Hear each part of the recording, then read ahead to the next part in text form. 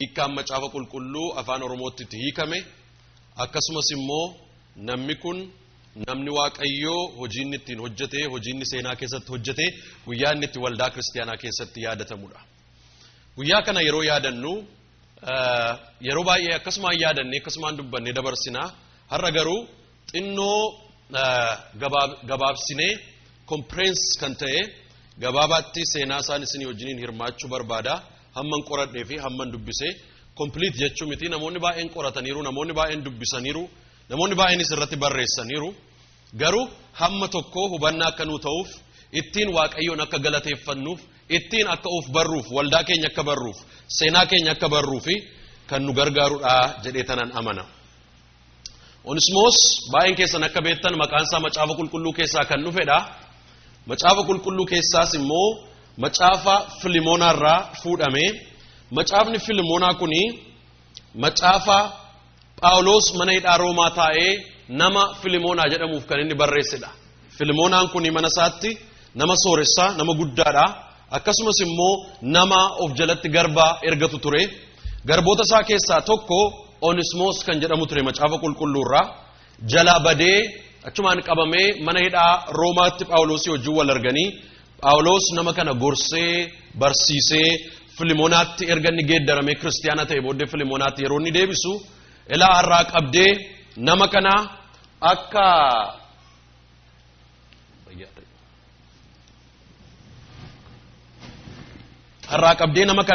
akka garbaatti otoo hin taane akka obboleessa jaallatamaatti ilaalii jedha. Akka garbaatti otoo hin ta'in akka obboleessa jaallatamaatti jedha macaafa Filimonaa kanarraa. Not as a slave but as a dear brother jedha. Kanaafi macaafni qulqulluun sirni macaafa qulqulluu sirna garbummaa akka inni obbolummaatti geeddaru nu barsiisa. Sirna gabrummaa obbolummaatti akka inni geeddaru jaalalatti akka inni geeddaru eebbatti akka inni geeddaru nu agarsiisa. Kanaaf Onesmos jechuun hiikaan maqaa isaatii kan waa'ee baasu jechuudha. Useful kan waa'ee baasu jechuudha. Onesmos maqaa isaa kuni kan inni argatee gaafa cuuphamee ture garuu isa dura Naasib inni jedhu kan moggaasee fi kan isa bitatee itu warri misiyoonii isa hin bitin duraan gara si'a 8 gurgurame namni kuni gidduu sanatti namoota isa bitan keessaa isa tokkotu Naasib jedhee moggaase. Onesmos Naasib. Onesmos egaa akka kanatti nama moggaafamedha. Seenaa nama kanaa yeroo ilaallu akkasumaan Onesmosin keessaa luqqisnee ilaaluu hin dandeenyu. Onesmosin ilaaluudhaaf bal'inatti sirni Onesmosin dhalche sirni Onesmos keessaa ba'e maal fakkaataa isa jedhu ilaaluun baay'ee barbaachisaadha. Onesmos kiristaanota Oromoo warra Wangeelaa keessaa isa duraati. Akkasumatti kiristaana ta'ee hin baane namni kuni sirni isa dhalchetu jira. Innis immoo bittaaf gurgurtaa garboota slavery. Biyya kanaa gurraachonni jiran baay'eeni gurgurtaadhaan biyya kana dhufan gurguramanii bitamanii biyya kana dhufanii akkuma kanaa biyya Oromoo keessaa namoota kuma dhibbootaan lakkaa'amantu gurgurame. Yeroo baay'ee waa'een kanaa hin dubbatamu seenaan isaanii hin dubbatamu hin hubatamu hin irraanfatama. Eessa jiru laata? Jarreen kun eessa jiru laata warri gurgurame Oromoonni obboloonni keenya akaakiliin abaabiliin keenya warri biyya keessaa buqqa'ee gurgurame akka Onesmos faa har'a eessa jiru jennee yoo ilaallu baay'een isaanii hin beekaman. Baay'een isaanii hin beekaman dhiyoo kana beekamoota kan ta'anii gurraachota biyya kanaa qorataa turanii DNA isaanii dhiiga isaanii qoratanii DNA warra Afrikaa wajjiniin match godhaniitu abalu qomoo akkasii keessaa dhufe abalu qomoo akkasii keessaa dhufe kan jedhu qorannaa guddaa tokkotu ture. Qorannaa sana gadi fageessee gurra kootti qabeen dhaggeeffachaa ture tarii yoo fira arganneedhe fira sooressa cimaa biyya kanaa yoo arganneedhe eetuma lakkaanii Oprah faa fuudhanii Liberia Sierra Leone iddoo tokko buusanii Quincy Jones kan jedhamu fuudhanii iddoo tokko buusanii nama film actorii cimaa tokkotuma qoratanii Angoolaa keessaa iddoo tokko ta'e firrisaa tuma hennu Oromoon keessaa dhabee garuutuun keessaa argee gaafuma sana galgalan xalayaa barreessaafan tureedha yaadaan ture. As jirra firoonni keettiin jedhee. Onesmos Naasib namoota akkasii keessaa kan dhufedha. Namoota akkasii keessaa kan dhufedha. Kanaaf seenaasaa ituu Onesmos bira hin gahin duraanii akka Onesmos kan qabamanii gurguraman seenaan isaanii maal fakkaata wangeela keessatti si'a baay'ee gurguraman sabni Israa'el Gibsi keessatti si'a baay'ee gabrummaadhaan jiraatan Baabiloon keessatti si'a baay'ee gabrummaadhaan jiraatan Siiriyaa keessatti si'a baay'ee gabrummaadhaan jiraatan kanaafi biyya Greek keessa biyya Roomaa keessa si'a baay'ee gabrummaadhaan jiraatan booddee biyyaa facaanii bara 70 kaasee hamma bara 1948 tti biyyi isaanii iyyuu lafa kanarraa axaamee badee ture akkuma kana tuma gurguramanii galanii seenaan macaafa qulqulluu seenaa warra gurguramee seenaa warra badee biyya ormaa jiraateeti baay'eensa kanaafi har'asi Onesmos haala situationii history akkasii keessaa biqile kanaaf background sana ergan isinii kennee booddee gara eenyummaa Onesmos hubachuutti adeemna duraan dursinee kana keessatti waaqayyo afura isaatiin ogummaa isaatiin akka nu guutu hubannaa kana keessa argannuun immoo akka ittiin namoota gargaarru warra si'achi rakkatan warra amma rakkataa jiranis immoo akka ittiin gargaarruuf waaqayyo humna isaa akka nu baay'isuuf jiruudhaafis akka nu kaasuufi hiikaanee takka waaqayyoon kadhanne gara barumsa keenyaatti galla.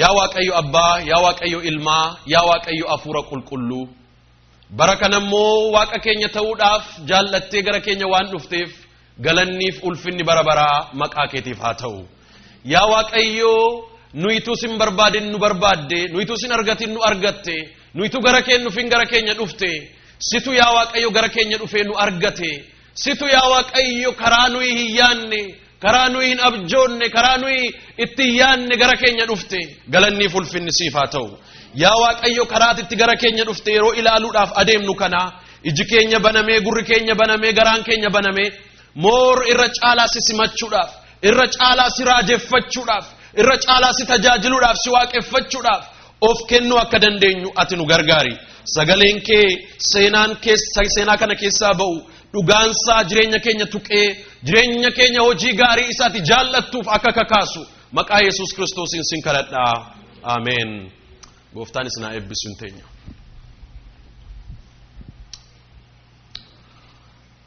Sirna eenyummaan Onesmos keessaa ba'e ilaaluudhaaf bittaa fi gurgurtaa namaa yeroo namni itti bitamuuf yeroo namni itti gurguramu sirna gabrummaa biyyi keenya yookiin immoo kaabni Afrikaa keessa ture ilaaluun baay'ee barbaachisaadha. Sirni bittaaf gurgurtaa ilmaan namootaa kaaba baha Afrikaa keessatti akka eegalee yookiin akka jalqabame seenaa warri barreessan baay'een isaanii hin dubbatu. Jalqabumti isaayyuu the origin of the premises yaadumti isaa naannoo sanatti naannoo biyya north east yookiin immoo kaaba baha Afrikaa keessatti akka inni jalqabame dubbatu seenaa isaa. Biyyi Abisiiniyaa jedhamee beekamu keessatti sirni bittaaf gurgurtaa ilmaan namaa sirna yeroo dheeraadhaaf jiraate ture. Abisiiniyaadha biyya warra Abashaati jechuudha.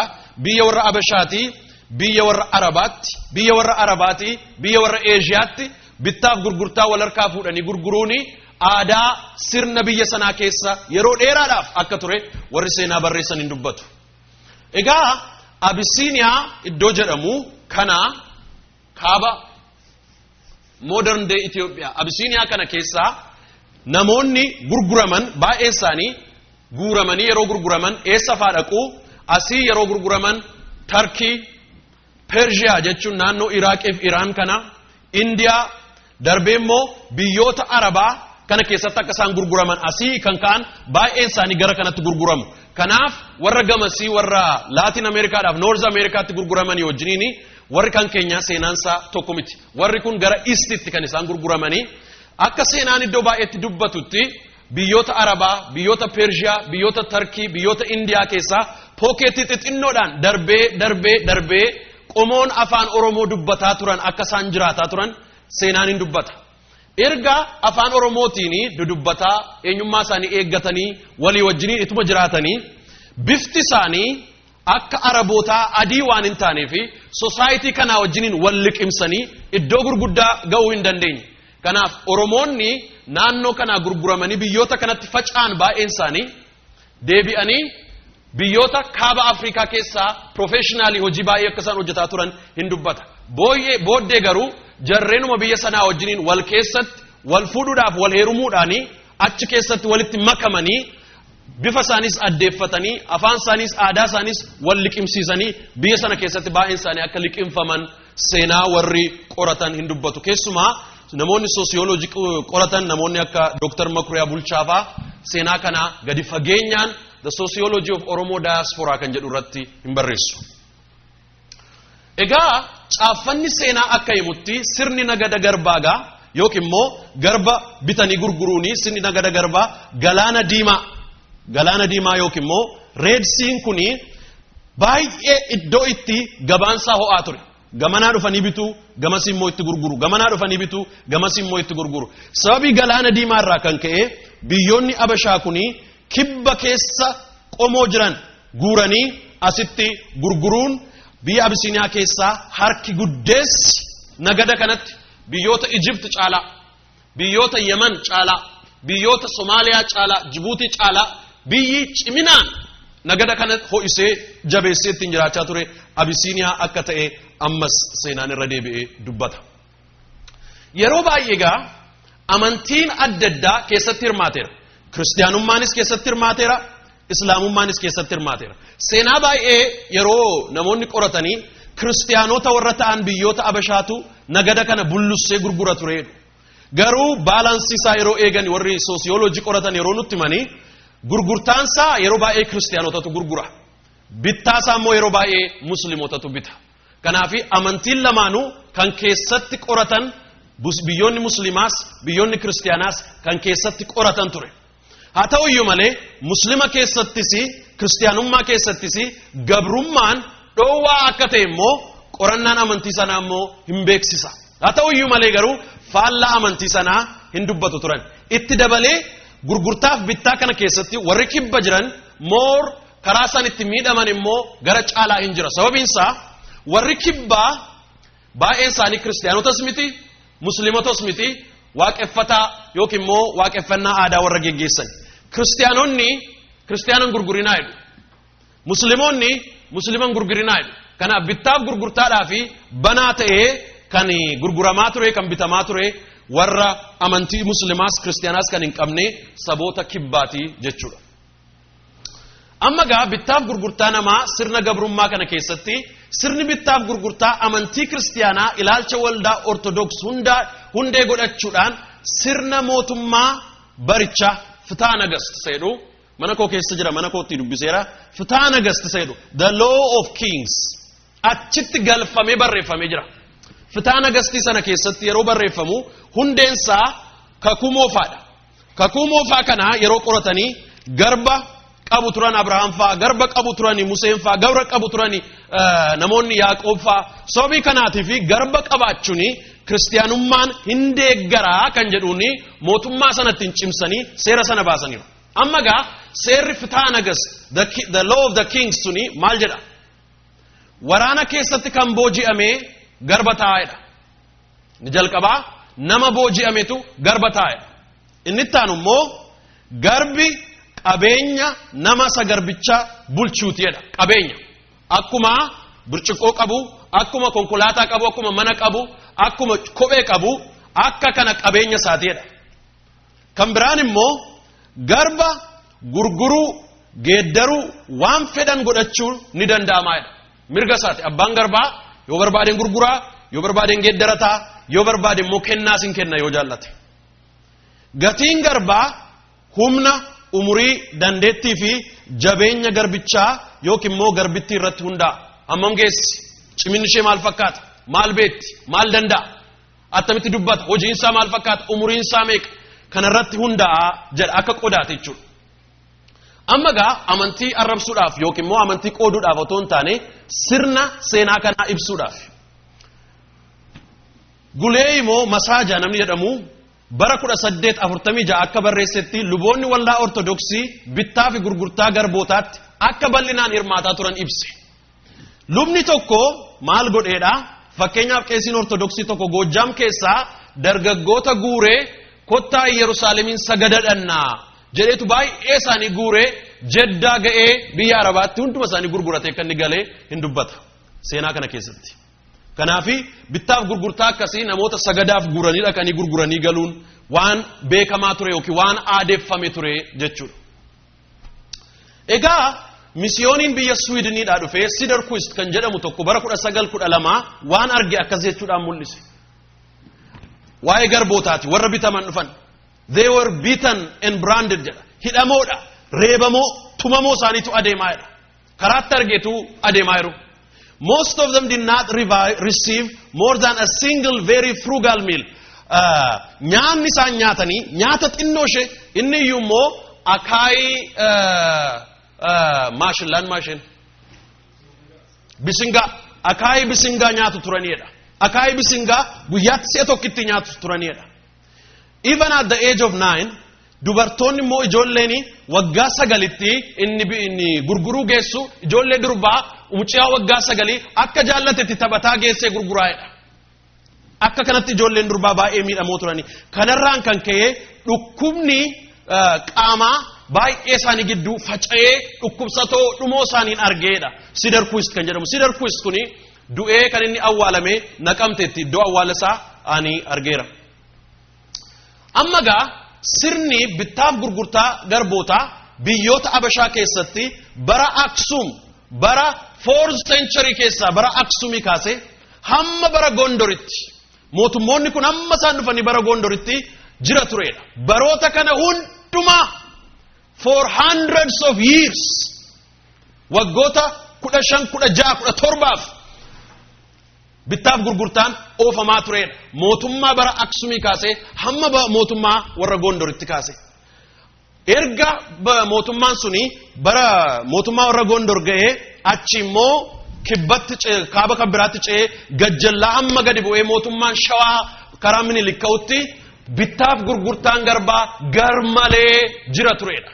Garmalee kan kana barreessu kiristaanota misiyoonotatu dhufee kana hundumaa gadi qotee barreeffamaan lafa nuu kaa'e. Mootummaan naannoo Gondor dadhabee mootummaan Haayile Sillaasee Shawaatti yeroo guddachaa adeemu sirni nagada garbaa itti caalaa adeeme. Amma gaa Shawaatti ka'e mootummaan Haayile Sillaasee yeroo sana naannoo Shawaa ittuu Oromootti waan siqee fi amma ittuu guuruutti ka'an ittuu itti siqanii cabsanii guuruutti ka'an. Namni Haaris jedhamu seenaa baay'ee barreesse waa'ee garbummaa kanaa bara 1840tti Shawaa yeroo dhaqee waan arge akkas jedhee barreesse akkas jedhee waan ija isaatiin arge achi dhaqee mooticha Haayile Sillaasee bira taa'e. The price of slave was modified by His Majesty at pleasure. Akka jaallate inni kuni $10 inni kun 20 akka jaallate moggaasaa'edha mootichi. Haayile Sillaasee conducted raids 2 or 3 times a year against Oromo and Gurage people jedha. Haayile Sillaaseen waggaatti 2 yookiin 3 naannoo warra Gurage yookiin naannoo warra Oromoo dhaqee cabseetu guura tureedha. Namoota kana. Captives were often yeroo baay'ee jarreen kuni dubartootaa fi ijoollee xixinnoodha. Egaa yeroo achi as deebi'an on the triumphant homeward march after campaign against the Oromo, Harris wrote that the road was lined for miles with king's soldiers and their spoils the captives Oromo women and children. Yeroo gaa dhaqee achi cabsee waggaatti 2 duula garba bituutu jira. Yeroo achi dhaqanii cabsanii guuranii dhufaniidha. Hiriirri isaanii asii ba'ee maayiloota dheeraa hiriiranii jiruudha. Baay'een isaanii ijoollee durbaatii fi ijoollee xixinnoo dubartoota baay'een isaanii dheeraa hiriira dheeraadhaan galchaniitu fuudhanii adeemu turaniidha. Amma gaa Dr. Makriyaa Bulchaa akka barreessetti on the history of Oromo diaspora isa akka barreessetti saboonni kibbaa karaa isaan miidhaman keessaa tokko amantii giddu galeessa bahaa yookiin islaamummaa yookiin kiristaanummaa waan hin qabneef akkan sila jedhe. Islam forbids the enslavement of Muslims and Fitah Nagast protected Christians. Therefore the Muslims and Christians enslaved and sold the so-called heathens. Warra amantii hin qabne kiristaana warra hin taane muslima warra hin taane Guraagee, Oromoo, Sidaamaa, Naayiloo Sahaaraan warra akka Gaambeellaa keessa jiranii kana guuraniitu gurguruu turaniidha. Western and Southern Abyssinia warra jiran kana guuraniitu gurguruu jedhanii sababiin isaa amantii sana waan hin qabneef protection hin qaban turan. Namni biyya Faransaay tokko Rachet Harcourt kan jedhamu yeroo dhufee Saayila Sillaasee dhufee argeedha. Saayila Sillaaseen bara 1841tti at least 30 million frankii miliyoonii 30 qaba tureedha qabeenya isaa keessaa. Farankaa miliyoonii 30 kan qabu kana waan ittiin godhu immoo hin beeku tureedha. Baay'ina isaarraan kan ka'e soorumarraan kan ka'e waan ittiin godhu hin beeku tureedha. Abbaan wangeelaa Krampf jedhamu tokko biyya Jarmanii yeroo dhufee kan inni dhufee bira taa'ee mana Saayila Sillaasee bukkeedha kan inni taa'ee qubate. Saayila Sillaasee yeroo hundumaa hin gabbarata, yeroo hundumaa hin kadhata. Maaloo gadi fiigee wangeelatti maayila, maaloo gadi ba'een wangeelatti majara kanatti, maaloo hojjaan isaanii bareedaa, aadaan isaanii bareedaa, garaan isaanii banamaa, wangeelan itti maaloo jedheetu kadhata. Ituu wanti fedhe ta'ee jedheetu Saayila Sillaaseen dhoowwe. Inni wangeelaaf isaan barbaada hin turre. Akka kanaan Krampf wangeela ituu itti muhawwu ituu itti himin deebi'ee Mombaasaatti galee achumaan biyya isaatti gale. Krampfitu gaa xalayaa baay'ee barreessa biyya Swiidinitti. Warri Swiidinii jirtan yeroo baay'ee Oromoo bira wangeelaan ga'uudhaaf garaan keessan kakaadha. Maaloo dafaa qaqqabaa jara kana wangeelaanii. Ituma jajjabeessu xalayaadhaan itti baay'iseetu jarreen kana kakaase akka isaan wangeela fudhatanii dhufanii. Garuu bara kana namni kuni miliyoonii 30 francs qaba tureedha. Sirni Oromoon immoo sirna gadaa keessatti sirni bittaaf gurgurtaa garbaa dhoowwaadha. Akka Asmaroom Laggasa qorannaa isaa keessatti barreessetti Profeesar Asmaroom Laggasa dhoowwaadha. Akkas jedha Makuriyaa Bulchaa Asmaroom Laggasa irraa fuudhe. Both the social and religious ethos of Gada society rejected slavery. Selling human beings is a crime that disqualifies a person from participating in a Ya'a pilgrimage to the seat of their traditional religious leader, the Abba Muda. Abba Mudaan yeroo inni ayyaana Ya'a geggeessu amantii Oromoo keessatti nama gurguree Ya'a sanan naqu hin eeyyamamuuf akka nama cubbuu hojjeteeti gadi ari'ama. Sababiin isaa nama bituuf gurguruun dhoowwaadha waan ta'eef. Kanaaf bittaaf gurgurtaanii aadaa kan keenyaa keessa hin turre durii isa booddee garuu dhufee makamaa akka inni itti dhufeetu jira. Hanga jaarraa 19ffaatti naannoo biyya Oromoo keessatti sirni garbaa qabaachuu yookiin hojjechiifachuu Oromoo gidduu akka hin turre seenaa dubbata. Jaarraa kana keessayyuu garba qabaachuun lixa Oromiyaatti Western Oromiyaa mootummoota Gibee kan jedhaman keessatti kan inni dhufee guddachuutti ka'e. Marjorie Perham namni jedhamu bara 1930tti barreeffamaan mul'iftee akkas jetti dubartiidha. The Boran Oromoon Boranaa on the Kenya frontier naannoo kan jiranii were not slave owners garban qaban turaniidha. In Harar province as a whole the Oromo population were not slave owners naannoo Harar geessin jiraniidha. Namni Da Silviak jedhamu immoo yeroo barreessu the Oromo of Central, Eastern and Southern Oromo land did not keep slaves. Kanaaf center in jiru, kibban jiru, baha in jiru, gara Western the Gibee kingdoms keessa akka inni ture seenaan dubbata. Egaa kuni laga Gibeeti, laga Gibee gamas kun immoo misiyoonii Presbyterianiitu kaase kun dachaa Gibee tullootaa fi qilleensa Gibee keessaa kan ka'edha.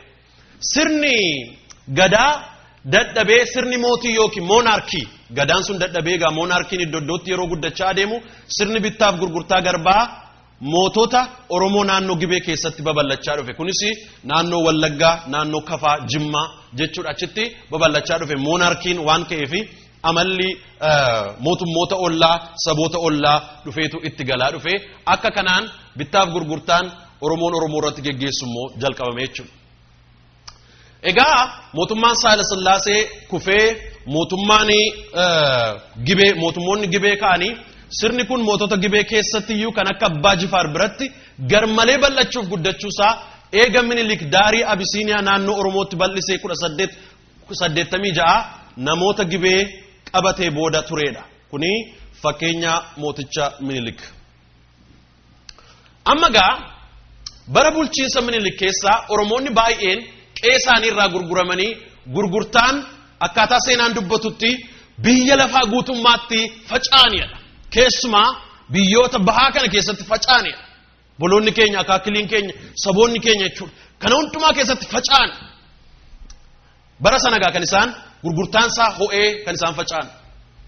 namoonni kan yeroo gurguraman akka kanatti gurguramu turan qabaansaa gatiitti irratti akka kanatti muka baachuudhaan mormi harki hidhamuudhaan baay'een isaanii ijoollota dargaggoota. Namoonni kun baay'een isaanii biyya maatii firoota qilleensa isaanii hiriyoota dachee bineeyyii aadaa biyya isaanii ituu deebi'anii arguu fedhanii baay'een karaatti kaanis immoo biyya ormaatti dhaqanii hafan. Yeroo baay'ee seenaa isaanii yeroo dubbiftanii wordii isaanitti waa'ee ba'an keessaa baay'een bulguun nu nyaata jennee yaaddoofna turreedhu. Maaliif ijoollee xixinnoo waggaa 4 waggaa 5 waggaa 3tu qabama ture baay'een isaanii.